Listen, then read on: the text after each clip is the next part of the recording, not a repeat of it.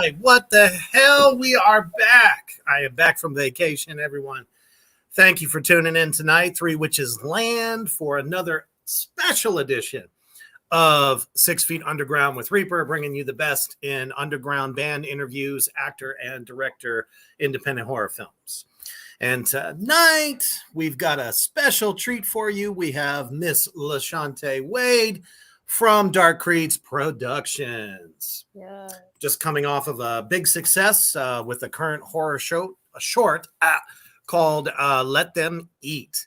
So before we start to get into that, let's go ahead and get a word from one of our sponsors at Royal 10 Clothing, the best in horror apparel right now.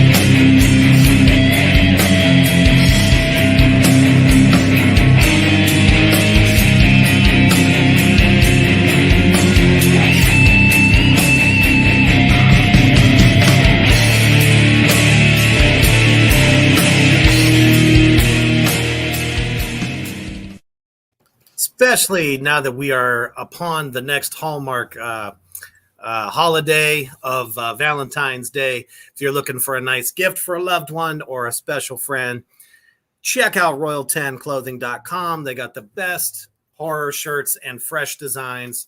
And as I've said before, they are coming up with a whole host of a new line, as well as the Black Tar Superstar line, my band, of course. And then also welcome Tales from the Oracle to the Royal 10 family. So let's dive right in. How did Dark Creeds Productions come about? I'm kind of a spontaneous on a whim person. Drive my friends crazy. Don't we all? I'm we just kind of jump in head first without too much thought. Yeah, pretty much. No, when I was in middle school, I had thought about, I've always wanted to have like a studio or some kind of production company, but in middle school, it was Succubus Studios. So, and being a girl, I made a little scrapbook and everything. And my vision board, like, this is what it's going to be. So did that. And, just through school, studied films on my own. High school, kind of went through a phase of movies and drama classes and everything. Oh, sure. Then after high school, got into fashion photography and did that for about 8-9 years. Got into culinary, been doing that, still doing that. Nice. So that's been about good 12 years plus. I have a small catering company. And I also, during COVID, when we had lockdown, everybody had to stay home. Right. So I ended up doing voiceover. I got into voiceover acting. Nice. So that kind of... That's got to be so much fun. Oh, it is. It's so much fun. It's so much fun. I like to do a lot of children's stuff, surprisingly. Oh, I'd love to do some cartoon work. That'd be awesome. So I did a lot of... The devil as a cartoon character. Oh my gosh, I'm gonna send you a link of a cartoon. You're gonna love it. It's really good. Sweet. But I'm so dorky. I love doing most children's stuff and doing these weird voices and being awkward. and I do dubbings for TV series in Turkey and India as well. So that's fun to do. But that kind of rekindled everything for me, getting into film again. And I came up on some money, like a whole bunch of money came at me at once. And I kind of just was like, let's do it. Let's not think about it. I got a script. Everybody read it. They said they liked it. Let's do it. Take my money. Don't just take it. I don't want to think about it. You know, like, let's get it done. So during that, I was learning that I didn't want to just make it just to make it. I actually wanted to make it a part of a business. So Sure. I was like, you know, oh, middle school, I had my little scrapbook. I still have it, by the way. So Nice. Gotta have your humble beginnings, right? Yeah, I Always keep it still with you. have it. I was like, oh my gosh, I still have this book from like 7th grade. I'm like embarrassed. See, But I still got my lunch money from the 4th. but you know, I was like, maybe we should change the name, because I was like, we're older now and we're adults. So Yeah, I mean, but it's fitting for the genre. Actually, Yeah. either way, I think it does, you know. I figured if we did dark creeds, it's, you know, creeds is another synonym for religions. So it's like dark religions, and we can have that expand to different things and sci-fi, Absolutely. supernatural stuff, suspense thrillers, you know, even dramas. So I wanted to be not just set on just a horror genre. We can just expand that with everybody in all types of aspects of what they consider what horror is. Oh, well, sure. I mean, you got anything from thrillers to, you know, serial killer type stuff. And Yeah, yeah. like real surreal stuff, you know, the Mhm. outlandish stuff, comedies, just like you name it. Oh, and horror comedies are huge right now. Yeah, I love them. They've been huge for like the last, 10 years probably? My Right. goodness. And it's hard to do. Like, surprisingly, it's hard to do. So I was just like, okay, we keep it this way. And then, you know, branding it, I had the, you know, the generic demon horns and all that. And then I was just like, you know, You got to start somewhere. yeah. But then, you know, you start networking with people and they're really into it. And so you're just like, okay, now I need to step it up a bit. You know, they're taking me serious, so I'm going to show them that I'm serious about it. Revamp the logo into some I wanted it vintage but still, you know, modern. And that's what we came with. Thanks, John. Glad for you joining us. Eric says you'd make an amazing cartoon devil. Thank you, brother. Appreciate it. So Yeah. what made you land on horror, though? Was that like your favorite genre? Yeah. Or the one you have the most love for? Yeah, I have the most love for horror. My first movie was The Bad Seed, and that was black and white. Every time I mention this, I swear most people don't know what I'm talking about, and it hurts my heart. Because I was people dog on me for still like being huge in the Universal monsters, you know, all the black and whites from back in the day. Yeah. All the way to the Hammer films that came out in the 50s and 60s. Oh my goodness. Yeah. I love them all. It's a black and white, and they're like a black and white. I was What's like, wrong with that? Nosferatu. Hello. Like, this little girl is terrifying. Like, very much so. That black and white films were always creepier to me. Yeah, it's like I like that kind of like scariness, that creepiness where like a little kid. Little kids are scary. I'm sorry. Like, yes. They're scary.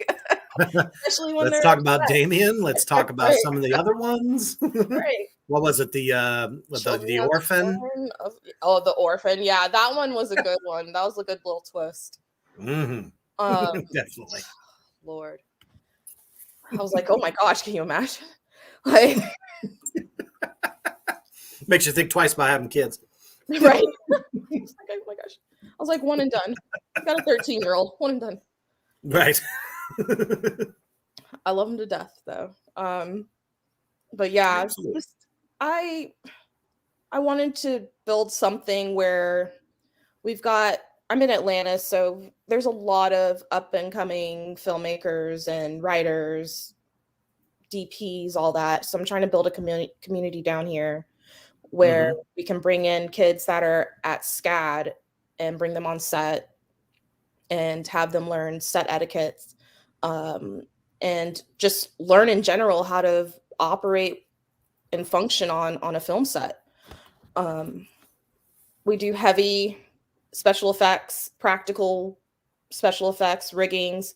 So the special effects artists that we do have are trained. They've worked with Tom Savini.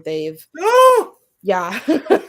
I've gotten lucky. Of all masters, the guru gotten lucky himself. To meet some cool people. So they're on. He just never ages, right?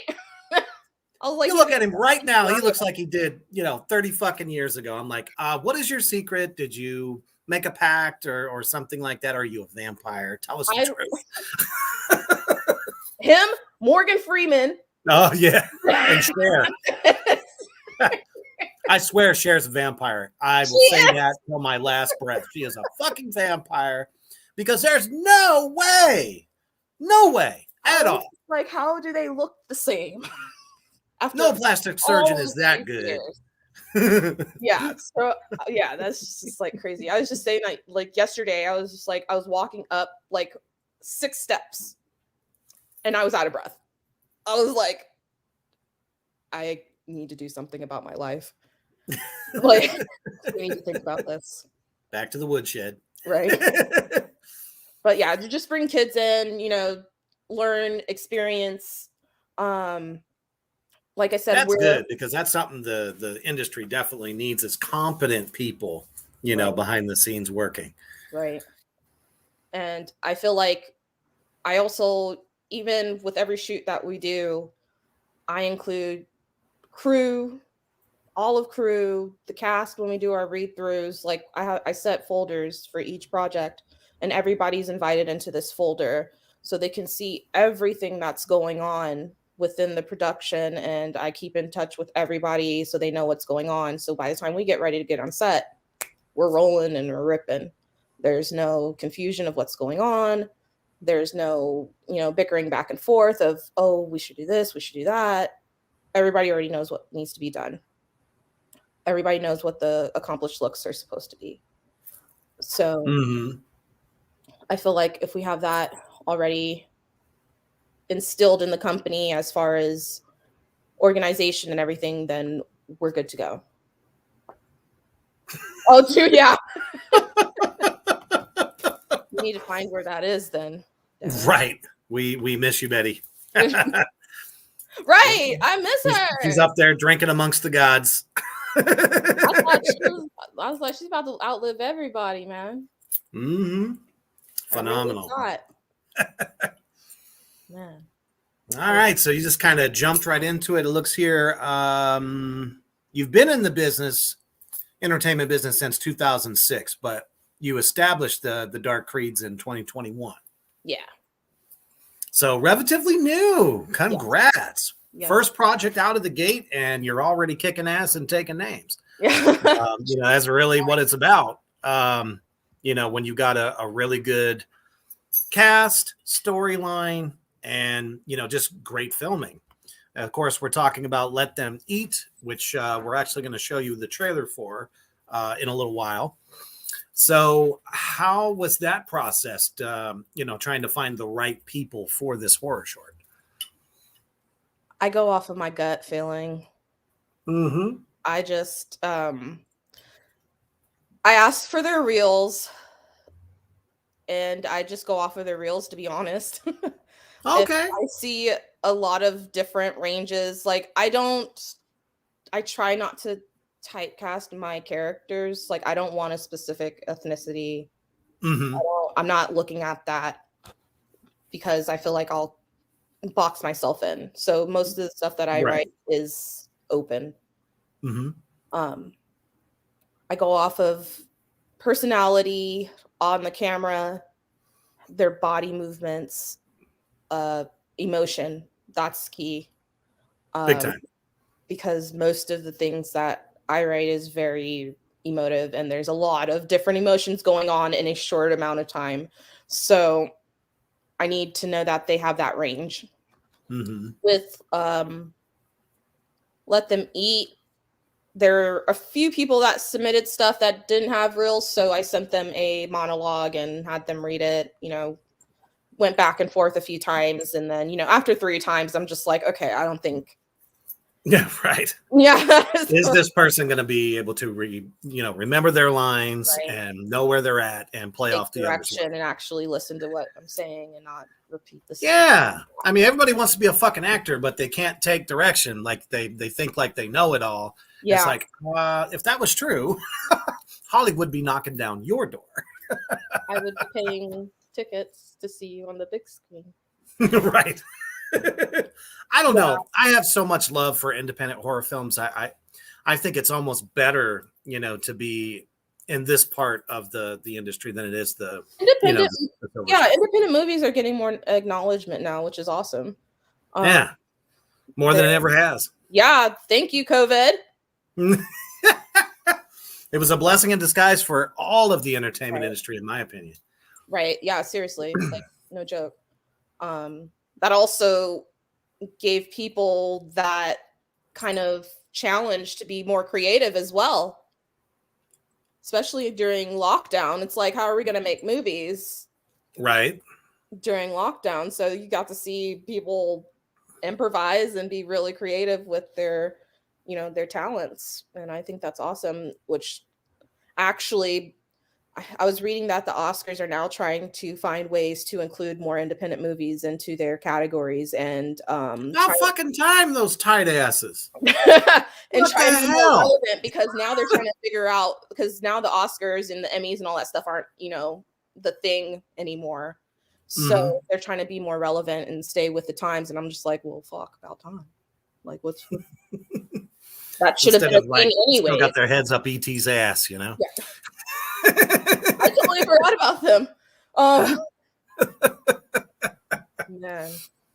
But yeah, that's just off of reels. Lauren was the 5th person that I found.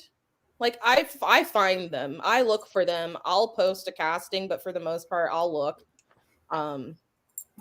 And I asked if she could send me her reel, and probably like 15 seconds. And I was kind of like, all right. Then 30 seconds in, and I was like, boop. So, Lauren.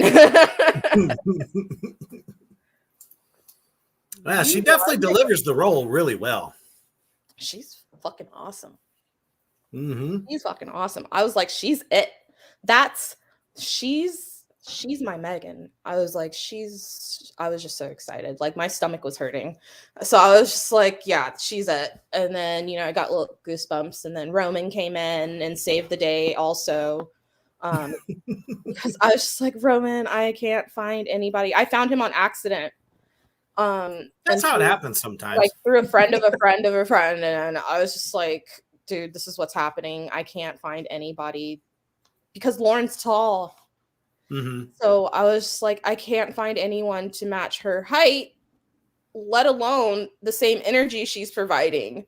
Right. So we did like a read through with them, and they just like instantly clicked. And I was just like, oh my gosh. Gotta have that chemistry. Yes. So it's just like, thank you. And then, of course, Lindsay, I love her. I was like, I'm sorry. We have to kill you twice. And she's like, I mean, she played dumb really, really well, though. I didn't do shit. It wasn't me.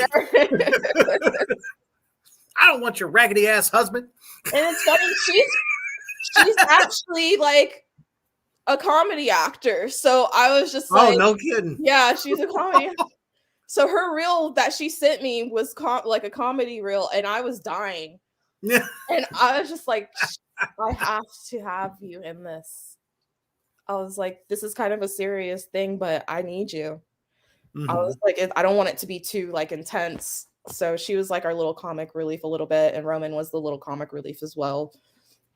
with his reactions to what's going on. So it was kind of reminding me of like that kid that's, you know, no, yeah, I don't know what you're talking about.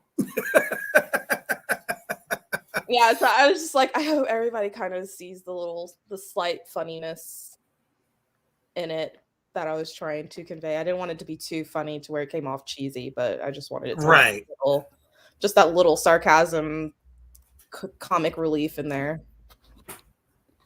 Absolutely. So you definitely got a dynamic trio in this particular short, which we are actually going to take a look at now. Let me find it. Okay, here goes the trailer for Let Them Eat.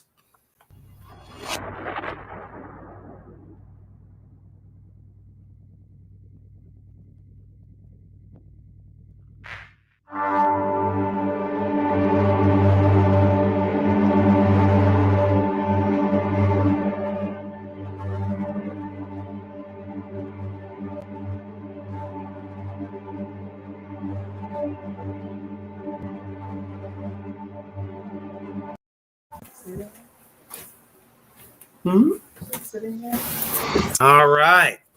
So just from that trailer alone, just kind of draws you into like what is about to happen. Yeah. I got so many messages like, they're like, what the fuck is that? Exactly. It's kind of like, I want to know what the hell is going to happen next. It's like I want you to be irritated. A small appetizer. More than 30 seconds of a fucking trailer. Right. Oh, well, I mean, it's a bit longer. My producer was able to get it from YouTube, I believe. So yeah, I was just like, I wanted to just straight, like, I didn't want to give away too much. I was like, it's a short film, so I was like, I can only give away so much. So I just wanted to include that little. That was actually a scene where we were just setting up blocking.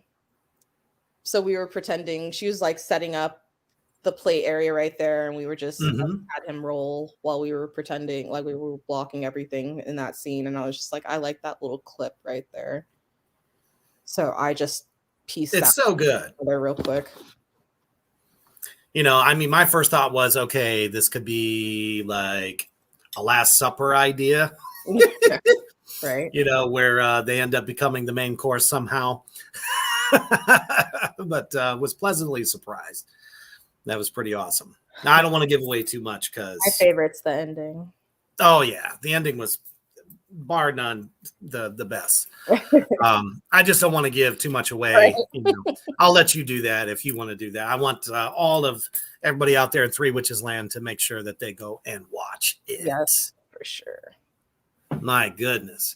So, and I think you said in only what was it, like a couple of weeks, it got 30,000 views on YouTube. Yeah, we released Halloween, and I want to say within a month's time we hit almost 40,000, and that was just off of word of mouth. So I was very happy and excited about that. And in between that month, we were getting awarded for best special effects, like technicals. So I was very proud of my special effects team for that. But like I said, I love special effects. Oh, they're the best. That's like my thing. I even help, like I'll jump in and help. I'm like, what do y'all need? Like, I want to learn. I'm like, you know, a good director should, you know, pretty much know everything from every angle. Yes. Because I think it just makes the shooting that much better. Yeah, I'm totally about that. I'm actually gonna be going on different sets and working like as a gaffer and you know doing different things. I was helping with this shoot yesterday and the day before, and I was just a set PA and you know learning the ins and outs of stuff. And the art decorator, the set decorator, couldn't show up due to personal reasons, and I ended up being the set decorator that day. Oh. So I'm like, all right then. Let's do it. Hell yeah. So what gave you the idea for this horror short? Like, did it just kind of come to you like in a dream? Every director's different. Sometimes, it just could be daydreaming or. No, my friend Isaac wanted me to come up with a one pager. Like this was 2013. And I just came up with a quick one pager for him. And it was and he's like, yeah, we were gonna shoot it and everything, do something real quick. Never shot it.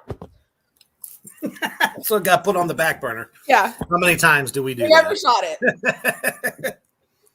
Come 2021, I'm like looking through my emails randomly because I'm like, hey, what happened to that one pager? So because it just popped up in my head, like I said, I'm random. Sure. Looked it up, looked at the one page, and I was like, okay, what am I doing with this? So I just built off of that one page and turned it into like 11 pages worth of stuff. It was just basically like a short story. And I just built off of that short story. And the background of the short story was supposed to be for a feature. So this is supposed to be like a dark comedy where the husband and wife are, middle class. They're not hurting, but they could do better. And everybody wants to live that life, have more money. It's just like, that's basically the American dream. They go to this country club. Country club they're all snooty, rich people, Pricks. Yeah, basically. Let's just call it what it is. And, they're like, oh, I want to be like them. I want to do this. Little do they know that the country club is actually like a satanic cult. Nice. Oh, that's great. It reminds me of one of my current favorites. What the hell was that called? The Satanic Panic. I haven't seen that. Oh, it's so good. It's on Shudder. Okay. It's a Shudder exclusive where this rich neighborhood are just all in one big satanic cult, and this poor, I think she's a college student, and she's delivering pizzas and delivers obviously to the wrong house, and gets caught up in that whole thing. So I like where you're going with that. Yeah, I'm gonna have to watch that. I'm gonna watch this after we're done. Actually, I was looking for something. It's worth it. Rebecca Romaine Stamos is the lead cult member. Really? Yeah. Never in 1,000 fucking years would I think she would have took a role like that. Right. I love it. Mm-hmm. But yeah, so that's the premise of it. They break into, because they're nosy, so they realize that they're actually a satanic cult at night, and then in the day, they've got their whole little gimmick going on. So they break into the country club, steal this journal, that's like their little spell book or what have say you, and they find this spell that is supposed to make them rich and popular and successful and all this, but the husband reads it wrong. Nah. And ends up changing the wife into something that we don't know what she is. Oh, goodness. She just, ends up having these weird urges and just doesn't understand. So it's got like kind of a Santa Clarita Diet vibe. Great show. I was a big fan. I was crushed when they stopped it. I was pissed.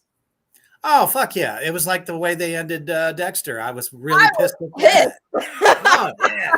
This new one, actually, I was more pleased with the ending for the New Blood than I was for the actual ending season that they were trying to have. Right. I was way more happy with this one than the previous one. So I was content. I was satisfied. Haven't seen it yet, but I will. But yeah, it was good. They made up for it. Good. I'm glad to hear that. They really made up for it. But yeah, so he's trying to, for the feature, he's trying to make things better and try and correct the problem. And every time he tries and corrects it, it just keeps on getting worse and worse. So get into these all these different shenanigans, and it's going to be funny when we actually get the feature done. But that's the whole background premise. So I set this short as it's not going to be an actual scene into the feature, but I wanted to kind of create like a proof of concept for the feature. And I came up with this dinner scene for it. That's the best way to test market it, to see if it's going to really work, as a feature. So brilliant. Nailed it. Right. Very cool. We're going to take a quick commercial break from one of our other sponsors, the great Desaia's Creep Shop, for all your horror collectible needs.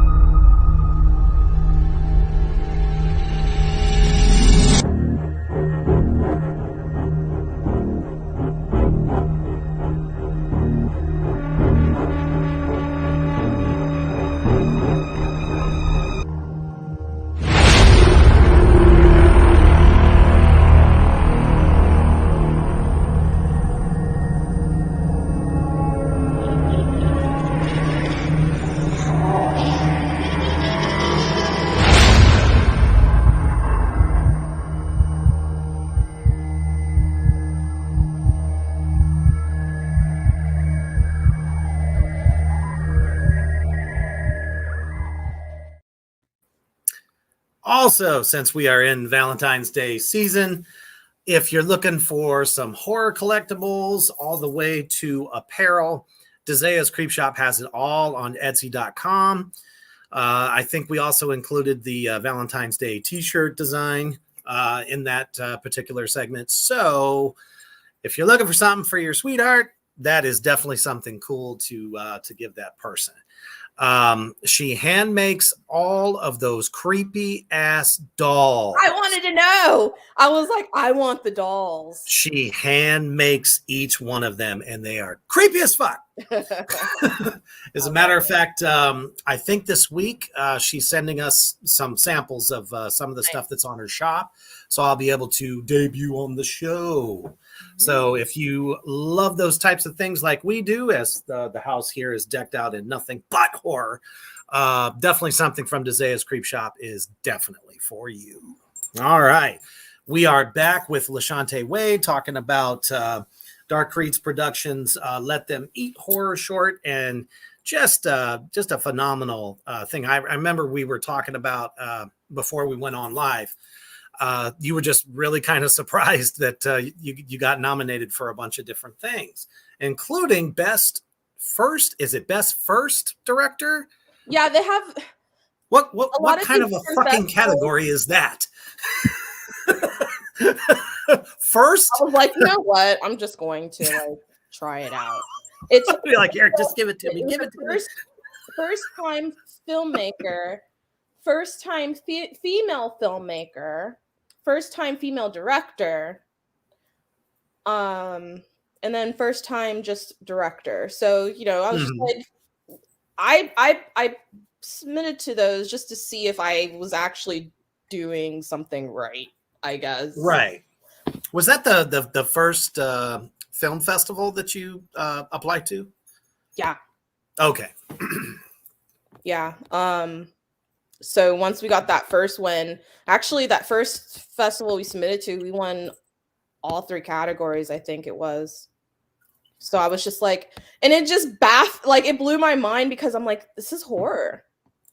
You always get the ones that are like drama, it's like horror never wins anything. Yeah, you're just like, okay, I'm just shits and giggles, send, So you get that email, and it's like, I felt like I was reading a college letter, like an acceptance denial letter or something. You read the email, and you're just like sweating. You're like, did I actually win something, or did I make it to the semifinals? Right. Like, if you make it to the semifinals, that's good. That's good. You're doing good. It's okay. make it to the finals, you're doing great. That's good. You did better than, most people. So, you got to look at the positives. And then you're like, you win. You're like, yeah, that's right. I won. That's good. Exactly. But no, I was very happy. I was very proud of the team. Like I had said before, a lot of the awards were for the technical sides, which I was that's what I was trying to do. I want to find actors. I want to find a crew that I can highlight their talents and submit the films so they can win awards, because I know that most of the time they don't get acknowledged for it. It's mostly just the directors, for sure, photographers. And I always forget about the extra people that just kind of like fill in all the cracks and stuff, Right.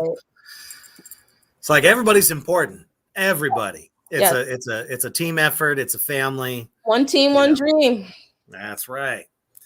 So, I mean, just coming out of the gate with your first effort and winning those awards, I think really shows a testament that there are just so many creative writers, directors out there that you just don't see on the silver screen. There's really only been a couple within the last, I'd say probably 5 years that I even thought was any good. I'll always take a hidden gem, is what I call them, over, this big, corporate advertised, film like, shoot. I always forget the name of it. Damn it. It's not Heresy. Hereditary. I was like Hereditary. Yeah. I love that movie. Midsommar. No one saw that one coming. Yeah, and there's a lot of people that don't like it, but I'm like, why don't you like it? I'm not even gonna lie. Oh, they didn't like it 3 times to understand what was going on, because I was like, let me make sure that I understand exactly what is happening, because there were some things that I didn't even catch at first. So I was like, I have to watch it again, and then I was like, oh, and then I was like, this is fucking good. The necklaces is what really gave away the whole premise of the movie. Everyone in that family, including the mom, and especially the grandmother that, it starts off in the beginning, were wearing the symbol, the sigil of Paimon. Didn't even know it. Well, being an occultist myself, I noticed it right off the bat. So I was like, oh, you're kidding. Now you're gonna make me watch it again. You done. Oh man, they pull a tight camera in on her necklace when she's laying in the coffin. I was like, son of a bitch! Gosh, that's one of the 9 princes of hell. And to be honest, I appreciate those little things too, man. You don't always notice them right away. Right. And I think a lot of people had a very difficult time with the ending. So much that the older child, the male child, who ends up embodying Paimon himself, said that he actually had to go through like a whole year of therapy after that role, because that scene was just so wild. I could see it. I could see that, And we were talking about creepy kids. Well, the daughter, who was actually supposed to be the one to embody Paimon's spirit, man, was she creepy. I really hope she goes on to do more roles, because, I mean, she sold that shit like it was candy. Right. The head part, and then the car just chilling there. I was just like, man. Yeah, like, and then his symbol, his Paimon sigil, shows up again on the telephone pole there. Yeah, I noticed where that. The blood was. Yeah. I noticed that part. I was like, oh my goodness. I noticed that part. I was like, what the fuck is going on? In my heart, like deep in my heart, I was like, what's going on in your mind at that point in time where you've accidentally killed your fucking sister? And could you imagine? Now I've got to go home. Right. I've got to go home and either tell my parents that this happened. And it wasn't like you were doing this because you were, crazy drunk or anything. You were really trying to save her life. Mm-hmm. So not only are you going through that turmoil of my mom's going to find out, there's no way that I can cover this up. Mm-hmm. And how are they going to react? What's going to happen to me?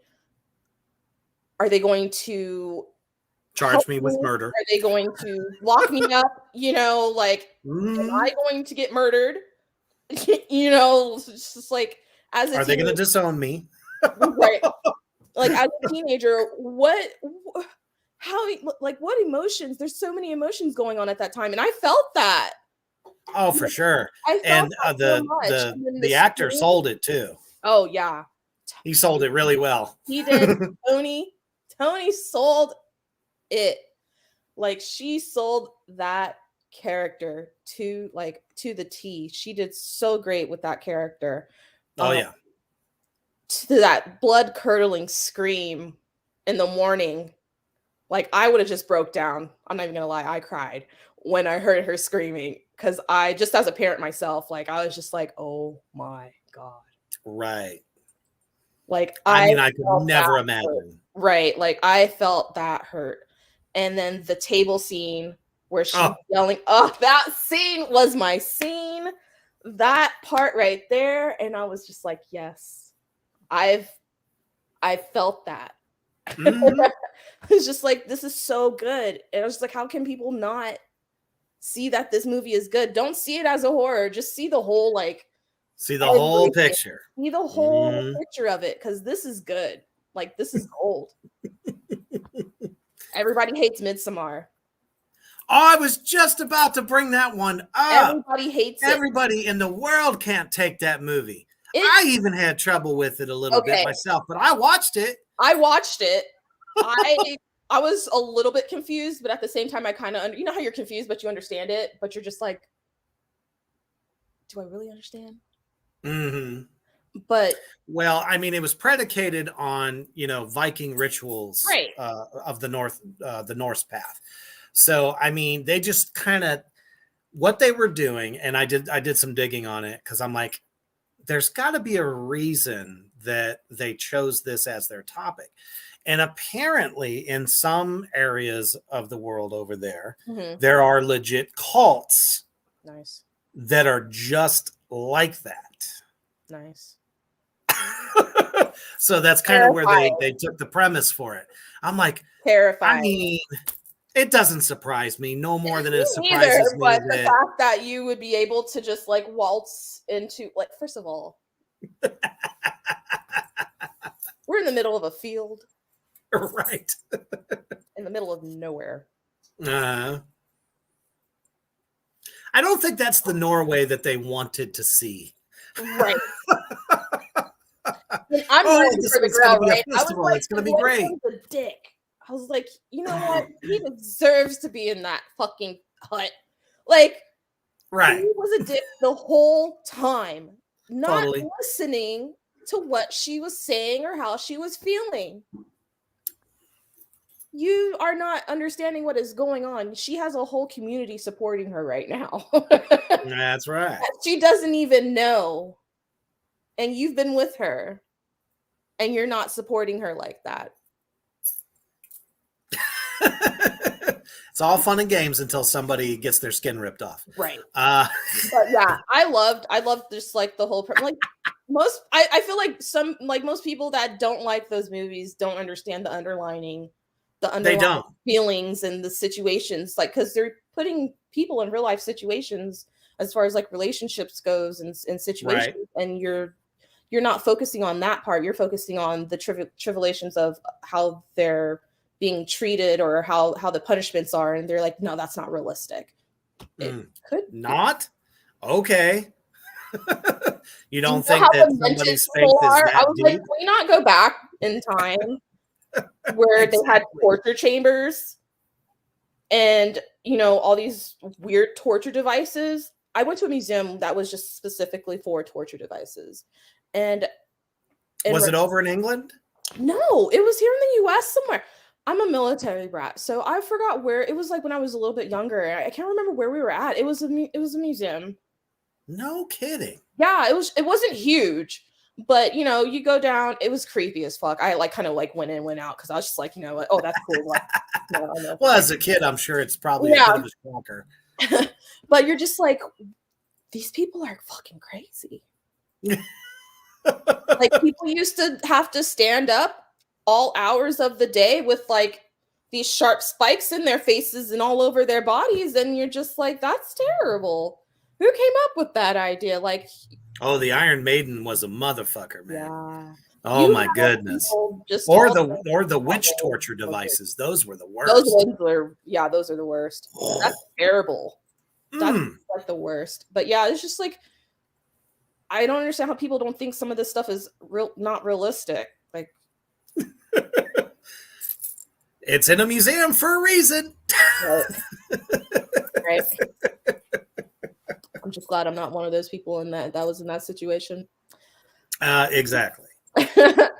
So to kind of throw you off a little bit here, as we're talking about independent horror films that have come out recently, what was your take on Glenn Danzig's Verotica?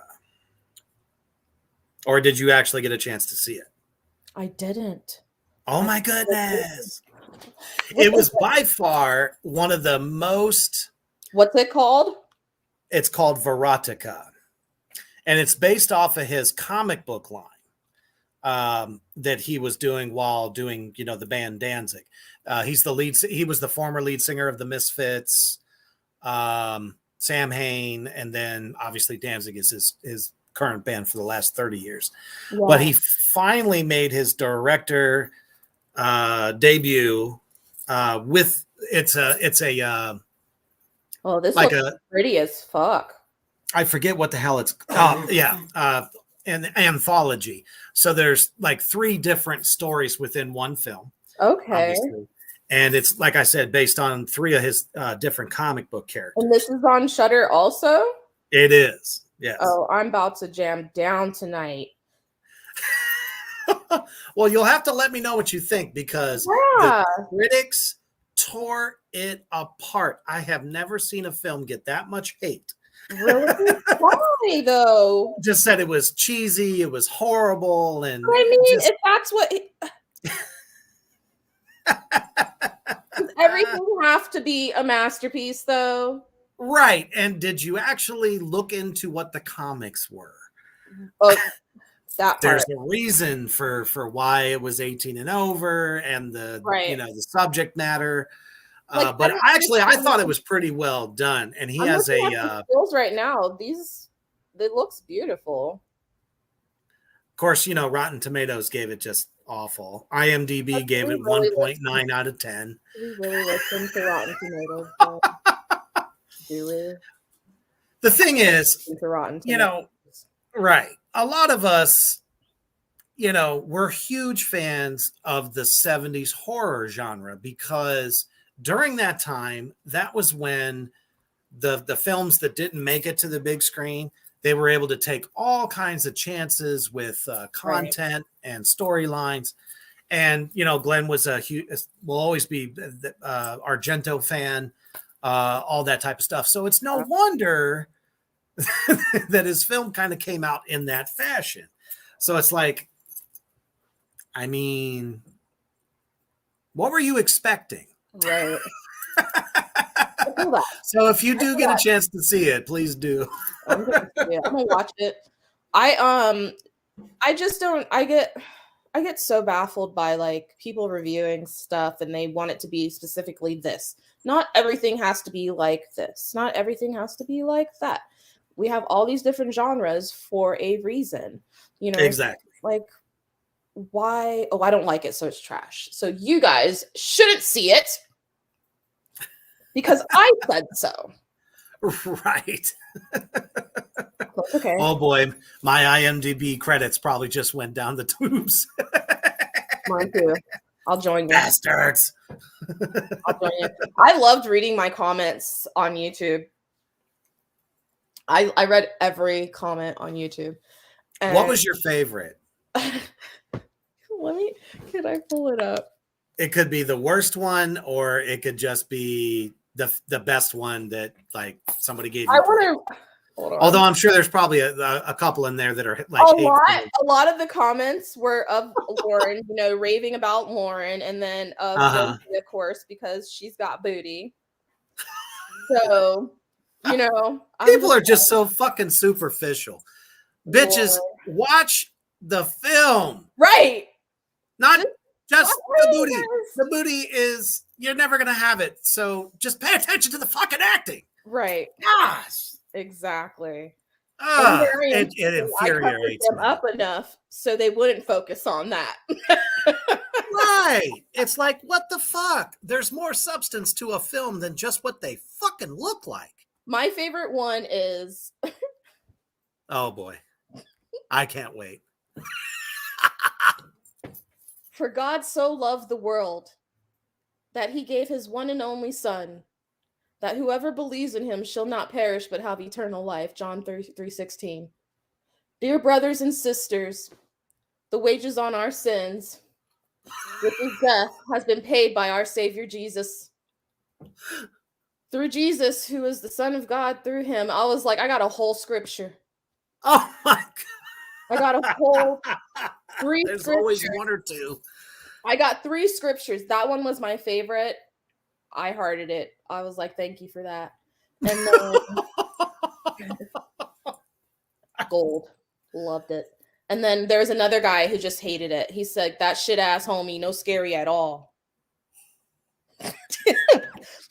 Verbatim. That's what it says. That's my other favorite one. With actually my band Black Tar Superstars latest video, we got some pretty interesting comments, so I can definitely relate. I play the devil in it, and my favorite comment was, this is American cheese on top of Parmesan cheese on top of cottage cheese, and yeah.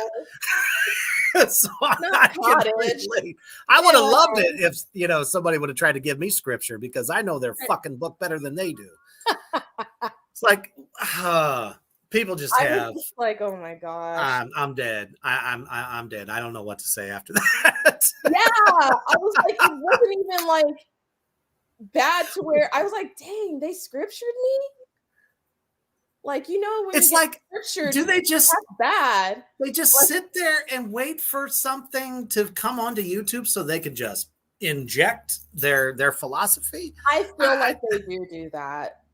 They must.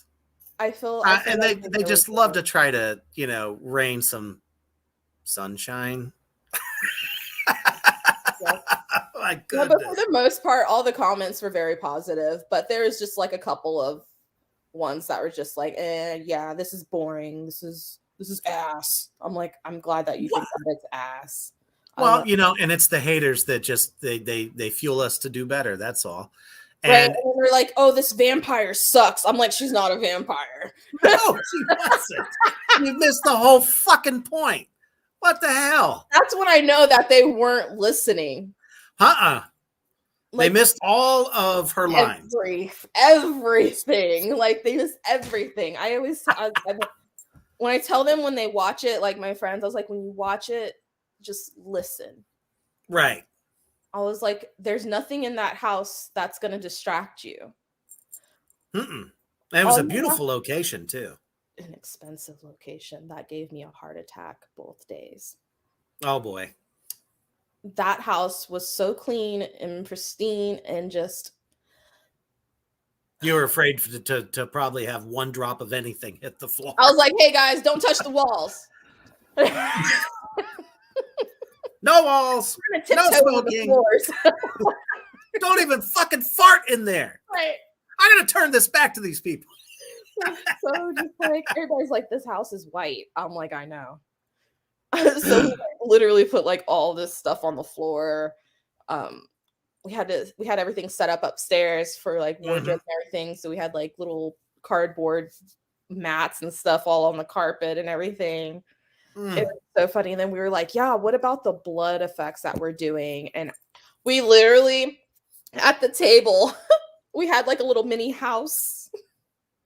So when it flickered up, if anything flickered up in the air, we would catch it with the cardboard hitting it up on the and we had to start housing it just in case so we didn't see any like flickering anywhere else. I was so paranoid.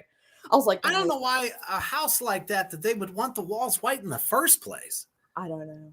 But it was a gorgeous house. It was. I was very impressed. I was just like, yeah, next time I won't spend as much money on a location. Now I know how to negotiate with folks and, resource around. And this is my first time. So I was like, I didn't know any better. I was doing he was like, you're doing everything the right way. I was like, yeah, the right way is kind of expensive. Right. It's, you really don't know what it comes down to brass tacks until you get there. And it's like, I probably could have done this a bit cheaper. A whole lot cheaper. Yowza. A whole lot cheaper. But the second, I was telling you when we were off air, the second short that we're doing next week, the budget isn't even anywhere near. Oh, that's awesome. What we did for the first one. And I've got another strong team. Roman, the guy that played Kyle, he's back in. Nice. On this one. He's playing a psychiatrist. My favorite. So we've got the whole premise of this short is called The Breakthrough, and it's set in a home psychiatrist's office. Ah. So it's going to be another slow burn. And basically you're seeing the session therapy happening. Mm-hmm. So we're going to build off of that. And we did our first read through today. So now I'm going to change some things and we're going to do another rehearsal. And then we're doing in-person rehearsals this weekend. And then we shoot. Nice. So yeah, we've got an awesome DP, Justin. He's great. I'm like super excited for this one. I think this one's... The plan is to make sure every short that we do just gets better and better and better. Oh, absolutely. So by the end of the year, when we get ready to shoot our feature, which is going to be Guile, and that is an obsession piece, supernatural obsession piece. Ooh. Yeah. I know a little bit about that. Ooh. Details. I do. Just check out my IMDb. I'll send you a link. Yeah, I'm super excited. I kind of want it, like for Guile, it's kind of like a skeleton key type vibe.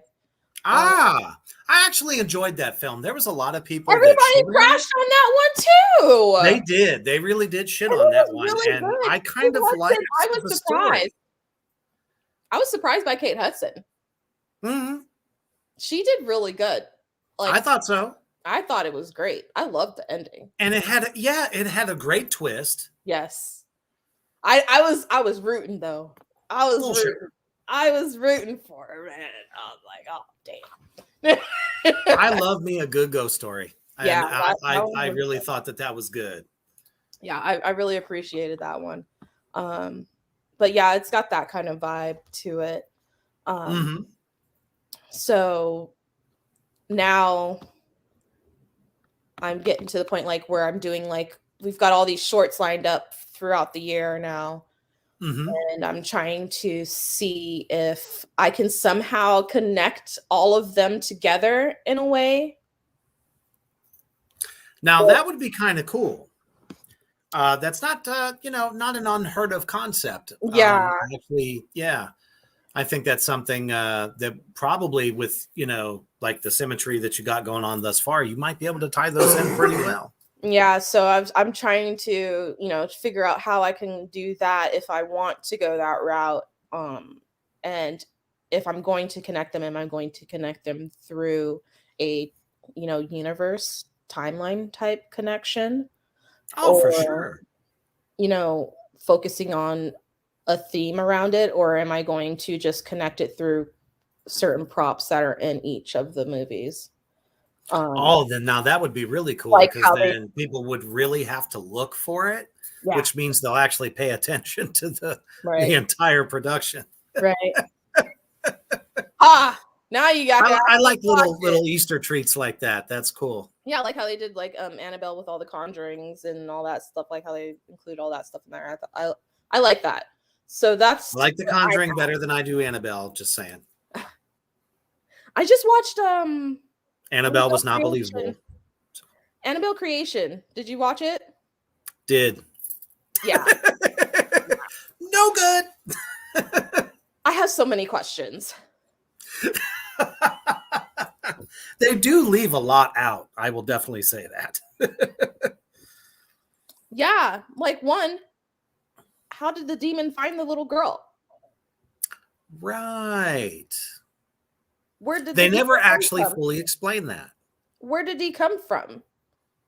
They told the story of how the demon was like the doll and asked to be invited in and all that shit, but doesn't really have a backstory of what happens because the girl, it just starts with the girl, the little girl. They did the same thing with the nun. I vaguely remember the nun. That's how like I was about it. You see, which I was kind of bummed about that too, because I was like, that could have been something really good. I think that if they had taken some notes from Guillermo del Toro, yeah, they would have been able to accomplish something really good. Because I think so too. He's definitely one of my favorite directors of all time. Yeah, I think he's a great storyteller, and his visuals are beautiful. Absolutely. So there's a lot of course, nothing's perfect, but there's just a lot of things that for the nun part I was kind of let down on. But yeah, Annabelle frustrated the fuck out of me. For sure. So bad. Just not a big fan of it. I watched the first one. I was just like, this is just going to get more and more worse. I'm right. And I was right. They keep on pushing it. Like Conjuring, just stop after the second one. Like they keep on going. Like stop. Well, they bombed that latest one. Oh, I haven't seen it yet. Everyone hated it. I was like, I was afraid to like even watch it. I was just like, ugh. But I'm super. It's like a crime story. There was no supernatural nothing to it. It was just a crime story. Yeah, nothing more. Jump scares, no. Even the jump scares are like not really jump scares. Jump scares are old hat. Insidious was good. Now I hear they're going to do another one of those. I kind of don't want them to. Well, it's been documented that they are, but yeah. I feel like if you've got something good going on the first time and you don't think that you can top it, don't do it.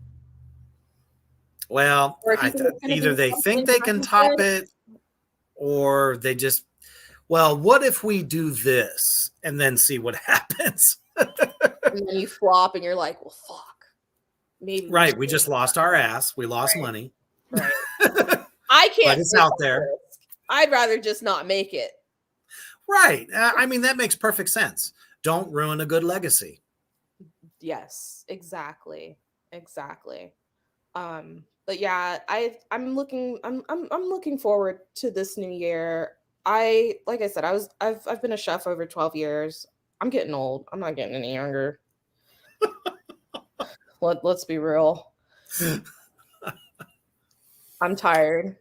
Well, I mean, you've definitely made your mark with Let Them Eat, and it's definitely kind of catapulting you into, something that you really enjoy, and you're doing very well at it. So, most definitely keep on keeping on with that. Yeah. We look forward to seeing more of these productions and horror shorts that you got going on. Yeah, we plan on doing everything through YouTube for right now. I mean, I'm so excited because we've been talking to producers, and when I say we, it's my friend Ryan, who was my first AD for Let Them Eat. We've kind of like partnered up. So he's been a strong backbone for me during this whole process, trying to transition from cooking into this. Sure. So whenever I'm on the road, he kind of handles everything on the ground over here in Atlanta. But, you know, getting all that, everything, you know, scheduled, set, ready to go. We're trying to get 2 features done and like 4 more shorts this year. Everything's going to be on YouTube. We're trying to possibly get our own channel so we can have other people bring their content on there. Nice. Yeah, have their shorts on there, whether it be like science fiction, fantasy, with the theme of, you know, what they consider to be horror. Right. I think that would bring a whole community in there as well. So we're kind of like getting that all planned out. And then, you know, we've got our website up now and we're trying to get everything organized slowly but surely. We're getting everything on there. We're going to have merch on there soon. But yeah. Awesome. So we've, thank you so much for joining us today, LaShaunte of Dark Breeds Productions. It's been awesome hanging out with you, and what a great horror short, a great start to your film career. Like I said, you know, definitely keep us updated. I will definitely have you back on as your new projects, you know, start to, you know, come out, and definitely just try to help you as much as possible. So I can harass you every day now. Yes, you can harass me every day. That's right. Definitely look forward to it. Those of you out there in Three Witches Land, thank you for joining us tonight. And hopefully you better go and watch it. Watch it. Because I bring nothing but the best in the underground as far as music and independent horror films. So definitely please check it out. And it looks like we have another comment. Nice. Okay, bot. Great. Anyway, tends to happen every once in a while. Stupid YouTube. Anyway. But yeah, definitely thank you for hanging with us tonight. And what do you want to say to everybody out there in Three Witches Land right now watching, who might be an aspiring actor, actress, or director thinking about getting into the game? Do your research. I know everybody says just go ahead and make your movie, go and just do it.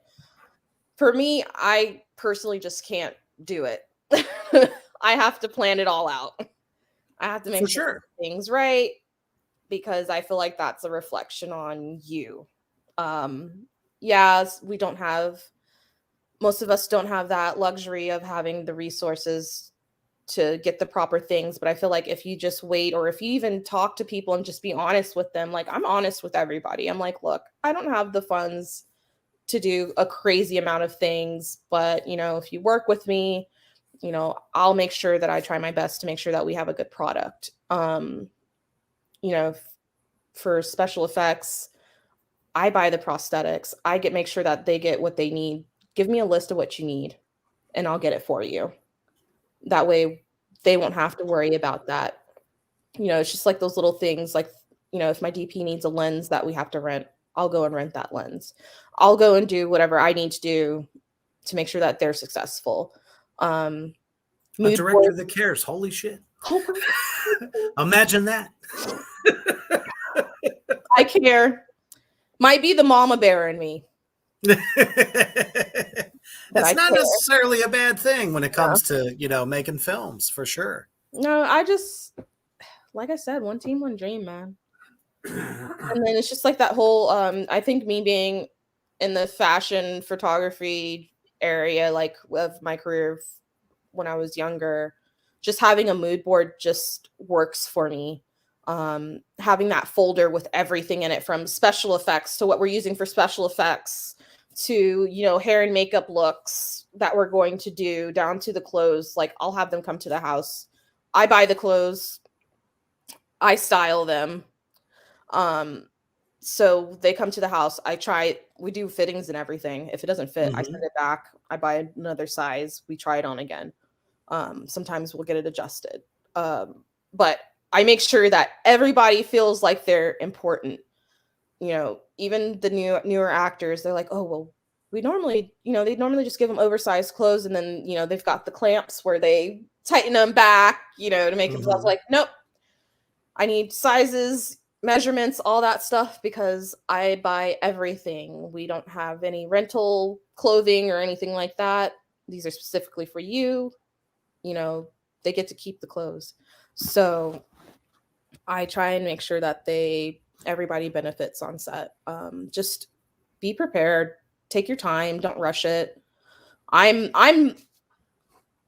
I'm building my director's reel, and I've got one done now. I've got a second one coming out, and then throughout the year I'm going to have the rest of these. So it's going to take me a whole year to get my director's reel, but I'm okay with that, because I'd rather put out nice quality work and show them what I can actually do than just keep on pushing stuff out that looks half-assed. Right. So always think about how you want to present yourself. That's like the main thing I want to say. How are you going to present yourself to everybody as your first, hey, look at me? So wise words. Thank you so much, LaShaunte, for joining us tonight. Again, if you haven't seen it yet, go to YouTube, let them eat the current horror short that just fucking rocks. Okay? And don't forget all right. to subscribe. And please join us tomorrow as I interview Canada's own Tales from the Oracle.